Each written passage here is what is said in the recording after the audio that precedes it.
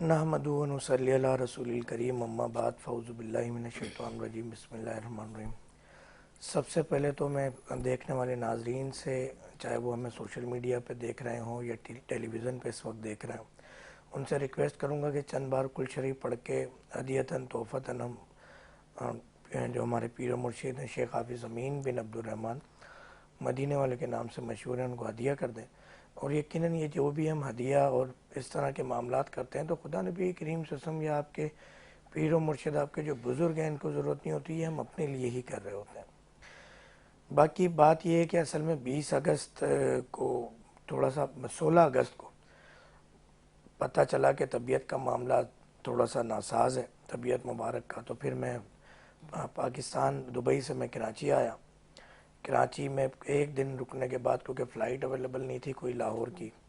پھر وہ لاہور میں ان کو لے کے گئے تھے، ملتان میں ہمارے شیخ صاحب ہوتے ہیں، تو وہاں لاہور تقریباً 2 دن رہا۔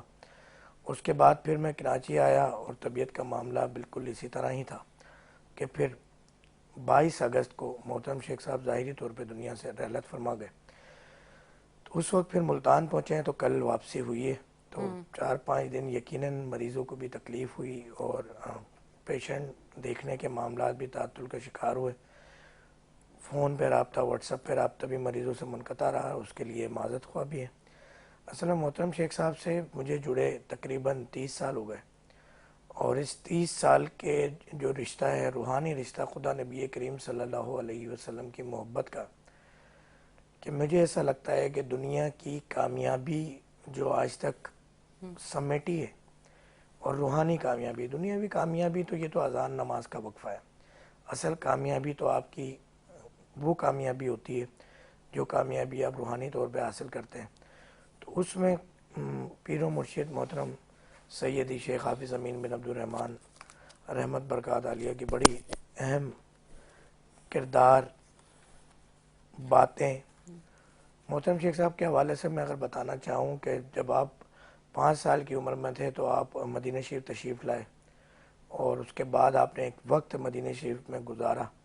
اور آپ نے تقریباً کوئی 18 سے 22 سال کے درمیان کا کوئی وقفہ ہے، یعنی اپنی عمر کے 18 سال کم سے کم اور زیادہ 22 سال کم و بیش اس میں مختلف معلومات ہیں۔ مدینہ شریف میں ایک مسجد نور ہے، وہاں پہ امامت کے فرائض سر انجام دیے بلا معاوضہ، اور اس مسجد کو بھی میں نے دیکھا، اس مسجد کے باہر ہی ایک درزی کی دکان تھی، ساتھ بقالہ، ایک بقالہ امین کے نام سے آج بھی۔ آپ اپنا گزر بسر درزی کے کام سے اور ان چیزوں سے کیا کرتے تھے، یعنی وہاں پہ آپ نے کسی بھی قسم کی اجرت نہیں لی۔ خدا نبی کریم صلی اللہ علیہ وسلم کی محبت کا معاملہ لے کے چلے، اور تقریباً 85 میں آپ کراچی تشریف لائے تھے۔ 10 سال آپ کراچی میں نارتھ نازم آباد اے بلاک گولڈن گیٹ کے پاس تشریف فرما رہے، اور لوگوں کو خدا نبی کریم صلی اللہ علیہ وسلم کی محبت میں لگاتے رہے۔ اس کے بعد آپ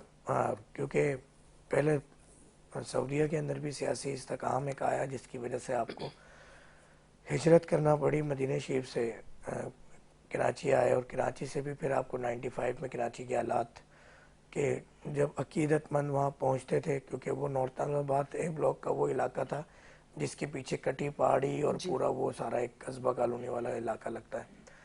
تو پھر آپ اپنے عقیدت مندوں کی محبت کی وجہ سے ظاہری طور پہ تو ہمیں یہی لگتا ہے کہ وہ آتے تھے 5 نمازوں میں، تہجد میں، اشراق میں، تو آپ ملتان شریف تشریف لے گئے، اور 95 سے آج تک ملتان شریف میں تشریف فرما رہے۔ کبھی ہم نے یہ معاملہ نہیں دیکھا شیخ صاحب کا کہ پیر کو یہاں بیٹھیں گے، منگل کو وہاں بیٹھیں گے، یا کوئی چندہ باکس لگے ہوئے ہوں، ہدیہ شکرانہ جمع ہو رہا ہو، ہار پھول ڈالے جا رہے ہوں، کوئی پیری مریدی کا جو ایک مشہور ایک ترتیب ہے، اس طرح کا کوئی معاملہ ہو کہ محترم شیخ صاحب اس طرح سے مرید کر رہے ہوں، پابند کر رہے ہوں، کسی صورت بھی، چاہے وہ بکرے کی شکل میں، مرغی کی شکل میں، کسی صورت کوئی ہدیہ شکرانے لیے جا رہے ہوں، یا کوئی اس طرح کی بات ہو کہ وہاں پہ کوئی خاص ایک مسلک کی بات ہوتی ہو۔ وہاں پہ ہم نے دیکھا کہ کٹر سے کٹر دیوبند بھی، بریلوی بھی، اہل حدیث بھی، ایون کہ اہل تشیع حضرات بھی ہمارے وہاں اسی تعداد میں، اسی محبت اور عقیدت میں خدا نبی کریم صلی اللہ علیہ وسلم کے پہنچتے تھے۔ یعنی اگر آپ دیکھیں تو وہاں پہ کوئی مسلکی بھی کوئی معاملات ایسے نہیں ہیں، اور آج بھی الحمدللہ وہاں پہ آپ کا روزہ مبارک ہے، اور ماشاءاللہ کوئی 4 سے 5 لاکھ کا مجمع ان کے نماز جنازہ میں موجود تھا، جس کی میڈیا کوریج بھی ہوئی۔ فیملی کے ساتھ وہاں میں موجود رہا. تو محترم شیخ صاحب درود شریف صلی اللہ علیہ وسلم کا درس دیتے ہیں. کچھ وظائف ہیں جو وہ کرم فرماتے ہیں جس میں لا الہ الا اللہ، اللہ استغفر اللہ صلی اللہ علیہ وسلم کلمہ شریف ہے. ساتھ میں نبی کریم صلی اللہ علیہ وسلم کو خواب میں دیکھنے کی دعا ہے. تو یہ معاملات آپ کرم فرماتے تھے، ہمیں سکھایا آپ نے ظاہری. تو یقیناً جو آپ کے، میں تو کہتا ہوں کہ والدین ہی کیوں نہ ہو، تو وہ بھی جب دنیا سے ظاہری طور پہ رخصت فرماتے ہیں تو باطنی ربط آپ کا ان سے ایک رہتا ہے، ایک روحانی تعلق رہتا ہے. تو وہ روحانی تعلق محترم شیخ صاحب سے ہم سب کا ہے. اور اب ہمارا امتحان ہے کہ ہم کتنا خدا نبی کریم صلی اللہ علیہ وسلم سے محبت، جو ان کی پسند، جو ان کے بتائے ہوئے طریقے اس پر عمل کر کے ان سے روحانی تعلق اپنا مضبوط کر سکیں. تو ایک بہت اچھی جگہ، بہت اچھا تعلق، بہت اچھا ماحول گزشتہ کئی سالوں سے میسر رہا، اور انشاءاللہ ہماری محبت، عقیدت اور اپنے رجحان اور دھیان سے ہی آگے بھی رہے گا. تو اس موقع پہ ایک شعر بھی میں نے لکھا اور اس کو وہاں پڑھا بھی ملتان میں، کہ جو آپ کو بتاتا چلوں، سناتا چلوں کہ ذرا دل لگاؤ نظر آئیں گے 400 شیخ جی، ہے کرم شیخ جی. تو وہ آپ کے اوپر ہوتا ہے کہ آپ جب دلی تعلق لگاتے ہیں، جب دھیان لگاتے ہیں، سوچ لگاتے ہیں، ادھر سوچتے ہیں، ان کے بتائے ہوئے طریقے پہ چلتے ہیں، تو پھر آپ کا باطنی رب بڑا مضبوط ہوتا ہے. تو آپ بس درود شریف پڑھتے ہیں، نگاہیں نیچے کرتے ہیں، اور آپ کی ملاقات کا معاملہ، آپ کی رہنمائی کا معاملہ شروع ہو جاتا ہے. تو وہ آپ کے اوپر ہے کہ ہم اپنا دھیان کتنا لگاتے ہیں، ہم کتنی سچائی سے خدا نبی کریم صلی اللہ علیہ وسلم کی محبت کی طرف آتے ہیں. ظاہری طور پہ تو جب دنیا سے پردہ فرمانے کا معاملہ ہو تو یقیناً آپ کے والدین ہوں، آپ کے روحانی پیشوا ہوں، تو بڑا مشکل ہوتا ہے. اور پھر اس دور کا احساس ہوتا ہے کہ جب ہم نے کتابوں میں پڑھا، قرآن شریف ہم نے دیکھا، حدیث میں معاملات دیکھے کہ نبی کریم صلی اللہ علیہ وسلم کا جب ظاہری رخصت کا معاملہ تو صحابہ کرام پہ کیا گزری ہوگی. تو یہ آپ کو جب پتہ چلتا ہے کہ جب آپ کے والدین، آپ کے، کیونکہ محترم شیخ صاحب کا معاملہ ایسا ہی ہے کہ انہوں نے خدا نبی کریم صلی اللہ علیہ وسلم دکھائے، سنائے، بتائے کہ خدا نبی کریم صلی اللہ علیہ وسلم کا معاملہ تو پہلے بھی تھا، مگر انہوں نے بتایا، انہوں نے دھیان لگایا. محترم شیخ صاحب ایک بات کرم فرماتے ہیں کہ تہجد میں جب تہجد کا اہتمام کرو تو شیخ صاحب فرماتے ہیں کہ میں، یعنی بذات خود شیخ صاحب فرماتے ہیں کہ میں کچھ نہیں مانگتا، بس میں کہتا ہوں کہ اپنا عشق دے دے اللہ تعالیٰ، نبی کریم صلی اللہ علیہ وسلم کا عشق دے دے. کہ ہر بندہ اپنے لیے، اپنی بیوی بچوں کے لیے، کوئی بیویاں مانگ رہا ہے، کوئی شادیاں مانگ رہا ہے، کوئی بچے مانگ رہا ہے، پھر بچے ہو گئے تو بچے رو رہے ہیں، کچھ نہ کچھ مانگ رہا ہے، کچھ نہ کچھ کر رہا ہے. مگر محترم شیخ صاحب کا عشق محمدی صلی اللہ علیہ وسلم اور اللہ تعالیٰ سے جو تعلق ایک محبت کر کے وہ کہتے ہیں کہ وہ مجھے اللہ تو دے دے، اپنے آپ کو دے دے، آقا جی صلی اللہ علیہ وسلم کی محبت دے دے. تو یہ آپ کی ایک محبت کا جو ہے نا وہ ایک کہتے ہیں کہ عروج اتنا کہ اسی طرح اپنے مریدین کو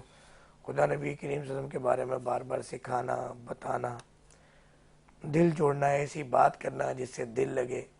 ایسی بات کرنا جس سے دھیان ادھر کا جائے. تو وہ محترم شیخ صاحب کا ایک